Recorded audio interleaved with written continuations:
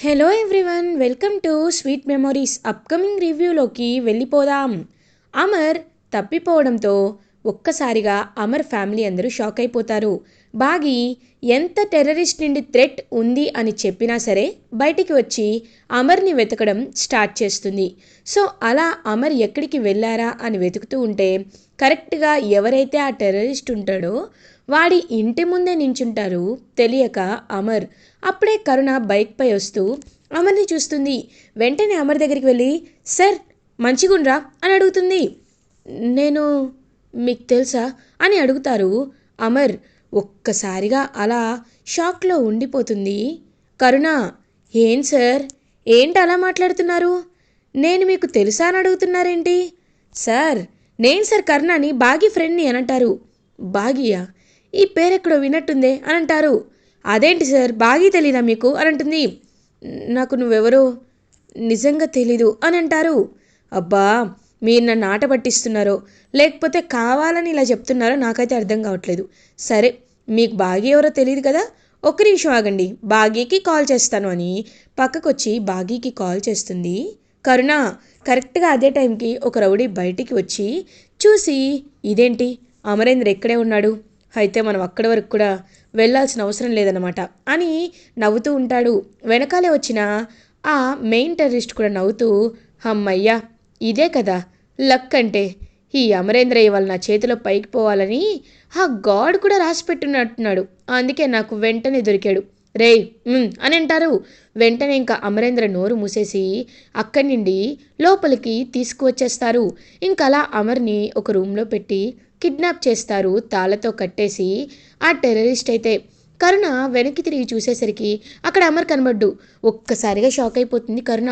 అదేంటి ఇప్పటివరకు ఇక్కడే కదా ఉన్నారు, ఎక్కడికి వెళ్ళిపోయారు అని చెప్పి చూస్తూ ఉంటే అప్పుడే బాగి ఆ ఏరియాకి వస్తుంది.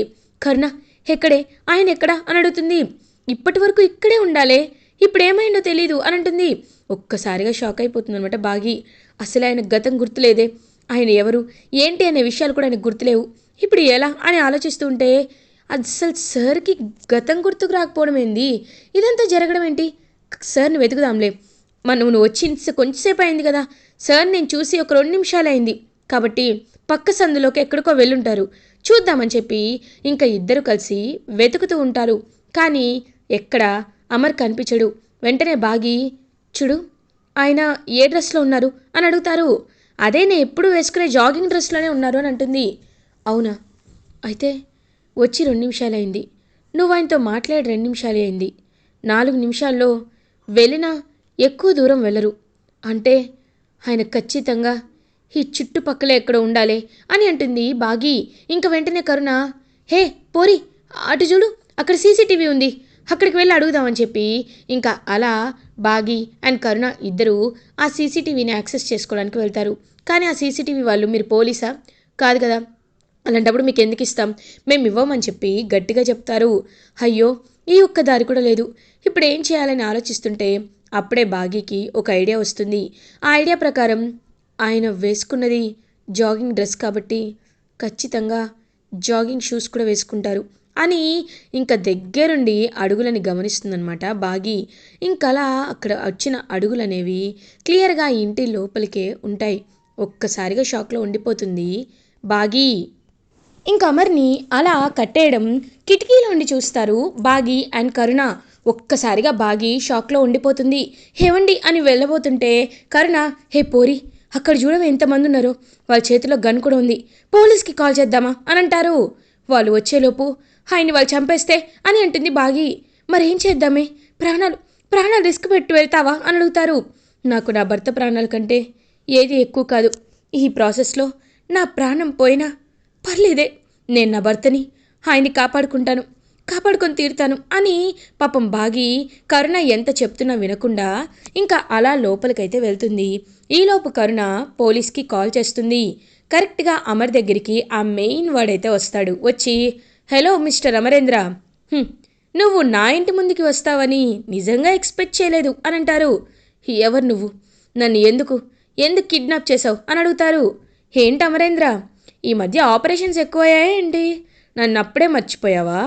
నన్ను వెంటాడి మరి తరిమి కొట్టి అరెస్ట్ చేసావు కదా, నన్ను పోలీసులకి అప్పచెప్పావు కదా, నేను నీకు గుర్తులేనా అని అడుగుతారు. నాకు నాకేమీ గుర్తులేదు. ఆ, నేను ఆర్మీ ఆఫీసర్నని వాళ్ళు నాకు చెప్పిన విషయం గుర్తుంది అని అంటారు.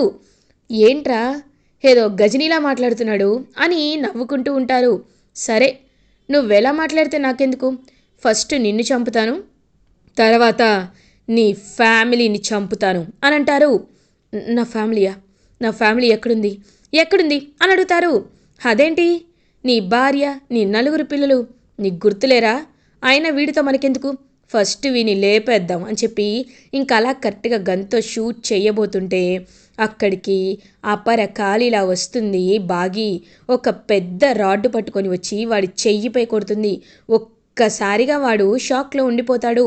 ఇంక రౌడీలు రాబోతుంటే, ఏయ్, నా దగ్గర ఏముందో చూడండి, కారం, ఇది కళ్ళల్లో కొట్టానో ఎక్కడికి వెళ్తారో నాకే తెలియదు అని ఇంకా రౌడీల కళ్ళల్లో కారం కొట్టేస్తుంది బాగి. ఇంకా పెద్ద టెర్రరిస్ట్ని, ఆయన జోలికి వస్తావురా, ఇంకొకసారి ఆయన జోలికి వస్తావురా, చంపేస్తానేమనుకుంటున్నావు, ఆయన జోలికి రావాలంటే ముందు నన్ను దాటి వెళ్ళాలిరా అని చెప్పి ఇంకా బాగా వాడిని కొట్టి కొట్టి అమర్ తాళ్ళని విప్పేస్తుంది బాగి. మీకేం కాలేదు కదండి, రండి రండి అని చెప్పి ఇంక బయటికి తీసుకొచ్చేలోపు కరుణకు కాల్ చేసినట్లు పోలీసు వస్తారు. వచ్చి మళ్ళీ ఆ మెయిన్ రౌడీ వాళ్ళనైతే అరెస్ట్ చేసి తీసుకొని వెళ్ళిపోతారు. అమరేంద్ర, ఇప్పుడు మిస్ అయ్యావేమో, కానీ ఎప్పటికైనా నీ చావు నా చేతుల్లోనే గుర్తుపెట్టుకో అని వార్నింగ్ ఇస్తూ అక్కడి నుండి వెళ్ళిపోతాడు ఆ టెర్రరిస్ట్ అయితే. ఇంకా బాగి, మీకేం కాలేదు కదండి అని అంటుంది. నాకేం కాలేదు, మీరు మీరు నా కోసం ఎందుకు ఇక్కడి వరకు వచ్చారు? అసలు వాళ్ళు ఎవరు? నా ఫ్యామిలీని చంపేస్తానంటున్నారు. అసలు నేను వాళ్ళకి ఏం ద్రోహం చేశాను? మీ ప్రాణాలకు తెగించి మరి మీరు నన్ను కాపాడారు అంటే ఖచ్చితంగా మీరు నాకు బాగా దగ్గర వాళ్ళే అయ్యుంటారు. అసలు మీరు ఎవరు అని అడుగుతారు అమర్. పాపం అదంతా వింటున్న కరుణకి చాలా బాధేస్తుంది. తను నీ భార్య అని చెప్పేలోపు కరుణ చేయి పట్టుకుంటుంది బాగి. నువ్వా కరుణ? నేను నేను మీ ఇంట్లో ఒక కేర్ టేకర్గా ఉంటున్నాను. నా పేరు బాగి. నన్ను పిల్లలందరూ మిస్ అమ్మ అని పిలుస్తారు అని అంటారు. ఏంటి, కేర్ టేకరా? మీరు నా ఇంట్లో ఎందుకు కేర్ టేకర్గా ఉంటున్నారు అని అంటారు. ఎందుకంటే పిల్లల కోసం అని అంటారు. అంటే ఆ పిల్లలు అని అడుగుతారు. ఆ పిల్లలు మీ పిల్లలే, కాకపోతే మీకు ఆ పిల్లల్ని చూసుకోవడం బిజీగా ఉండి మీరు బిజీగా ఉంటారనే నన్ను కేర్ టేకర్గా అపాయింట్ చేసుకున్నారు. వాళ్ళు మీ కన్న పిల్లలు అని అంటారు. అవునా, మరి నా భార్య అని అడిగేలోపు, చూడండి, మీకు అన్ని నిజాలు నేను తర్వాత చెప్తాను, ముందైతే మీరు రండి అని చెప్పి ఇంకా బాగి అమర్ని అయితే ఇంటికి తీసుకొస్తుంది. ఇది ఇలా ఉండగా మనోహరి అటు ఇటు తిరుగుతూ హ్యాపీగా ఉంటుంది. ఏంటి మనోహరి, నీకు కొంచెం కూడా ఏమనిపించడం లేదా? అమర్ సార్ ఇంటికి రాలేదు, టెర్రరిస్టులు ఏం చేస్తారని భయం లేదా అని అంటారు. ఏంటి చెంబా, ఇంకా భయపడుతూ ఉన్నావు? వాళ్ళు వచ్చినా అమర్ని కదా చేసేది, నన్నేం చేస్తారు? ఒకవేళ వాళ్ళ ఇంటికి వచ్చి అటాక్ చేస్తే బాగీని పిల్లల్ని చేస్తారు. నా గురించి వాళ్ళకి తెలుసు కదా, నేనెవరో సంబంధం లేనామనని నన్ను వదిలేస్తారు అని అంటారు. స్వార్థపర్రాలంటే డెఫినేషన్ నిన్నే చూపించచ్చు మనోహరి, ఛే అని ఇంకలా అక్కడి నుండైతే వెళ్ళిపోతుంది చెంబా. అప్పుడే కరెక్ట్గా అమర్ని తీసుకొని బాగి ఇంటికి వస్తుంది. అది చూసి ఒక్కసారిగా షాక్లో ఉండిపోతుంది మనోహరి. వెంటనే ఏదో ప్రేమ ఉండిపోయినట్లు, అమర్ నీకేం కాలేదు కదా అమర్ అని అడుగుతుంది. లేదు, నాకేమీ కాలేదు. పిల్లలు అని పిలుస్తారు. ఇంకా పిల్లలందరూ కిందికి వచ్చి చెప్పండి సార్ అని అంటారు. పాపం పిల్లల్ని హక్ చేసుకుంటాడు అమర్. పిల్లలు, నన్ను మీరు సార్ అని ఎందుకు పిలుస్తున్నారు? నన్ను మీరు నాన్న అని కదా పిలవాలి అని అంటారు అమర్. ఒక్కసారిగా మనోహరి షాక్ అయిపోతుంది. పిల్లలు హ్యాపీగా ఫీల్ అవుతారు. బాగి ఎంతో హ్యాపీగా గర్వంగా ఫీల్ అవుతుంది. అదంతా చూస్తూ రాథోడ్ ఇంకా హ్యాపీగా ఉంటాడు. ఇంకా మనోహరి, అమర్ అది కాదు మనోహరి గారు, మీరెవరో నాకు తెలీదు, మీరు చెప్పినట్టు నేను ఎందుకు వినాలో కూడా నాకు తెలీదు. నాకు మిస్ అమ్మ గారు అంతా విడమరిచి చెప్పారు. వీళ్ళు నా పిల్లలని చెప్పారు. ఆవిడ ఈ ఇంటికి కేర్ టేకర్ అని చెప్పారు. ఇంతకు మించి ఏమీ చెప్పనని కూడా చెప్పారు. ఇంకా మీరెందుకు ఆవిడపై కోప్పడుతున్నారు అని అడుగుతారు. ఇంక వెంటనే మనోహరి, ఓహో ఇక్కడ వరకు చెప్పిందా అని అనుకుంటూ, సరే అమర్, నువ్వు రెస్ట్ తీసుకో వెళ్ళి అని చెప్పి అమర్ని పంపించేస్తుంది. ఇంక వెంటనే బాగిని పక్కకు లాక్కొచ్చి, ఏంటి బాగి, ఏం చేస్తున్నావు నువ్వు? అంటే అమర్కి దగ్గర అవ్వాలనుకుంటున్నావా? అమర్ నావాడు అని అనేసరికి మనోహరి చెంప పగల కొడుతుంది. బాగి ఒక్కసారిగా షాక్లో ఉండిపోతుందన్నమాట.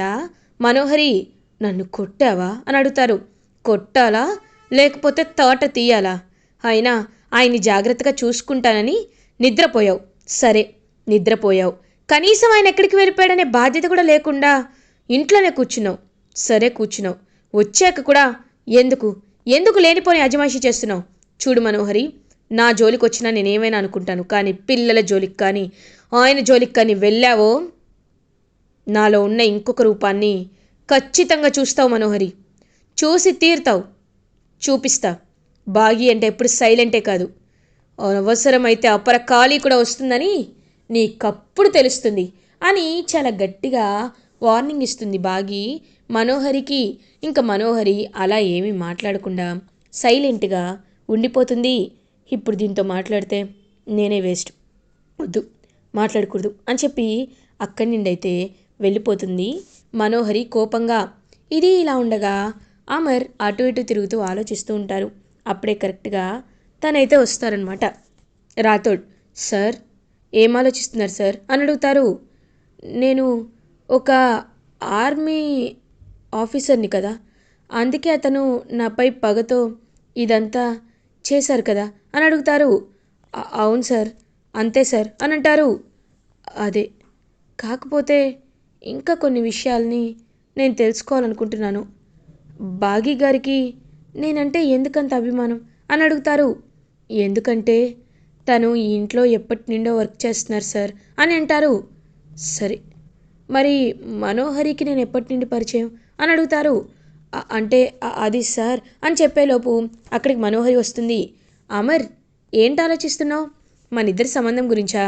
మనిద్దరం ఎప్పుడో పెళ్లి చేసుకోవాల్సింది అమర్, కానీ ఏం చేస్తాను చెప్పు, కొన్నిసార్లు పెళ్ళి జరగకుండా పోతుంది.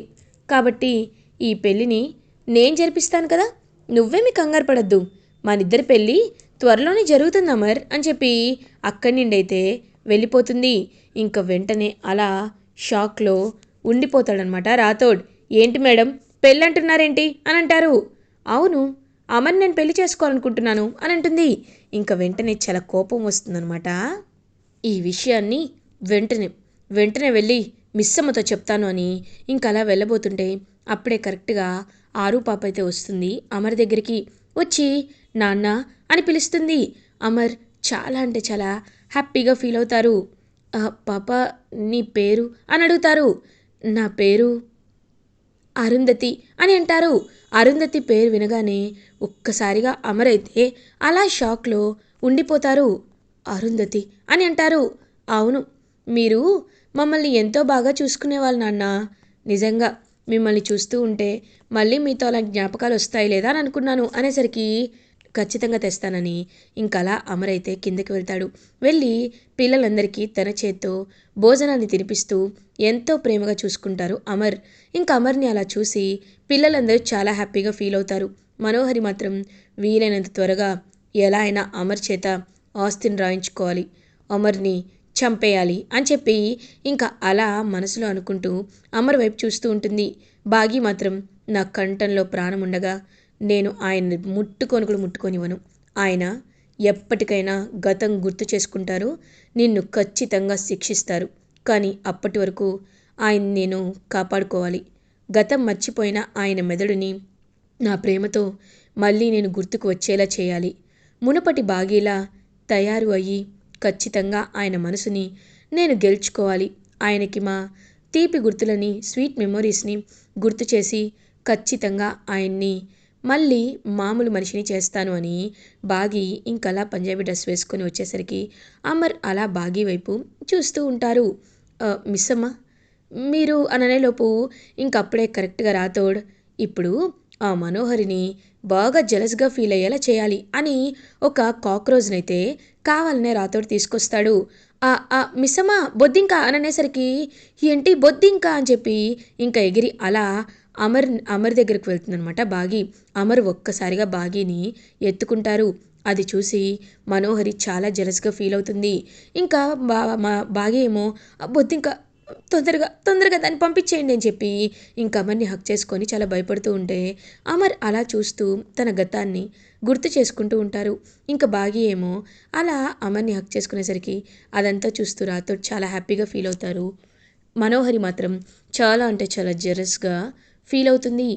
ఇలా ఎపిసోడ్ ఎండ్ అవుతుంది. ఫర్దర్ ఎపిసోడ్ రివ్యూస్ ముందుగా మీకు కావాలి అనుకుంటే మా ఛానల్ని సబ్స్క్రైబ్ చేసుకోండి. Thanks for watching.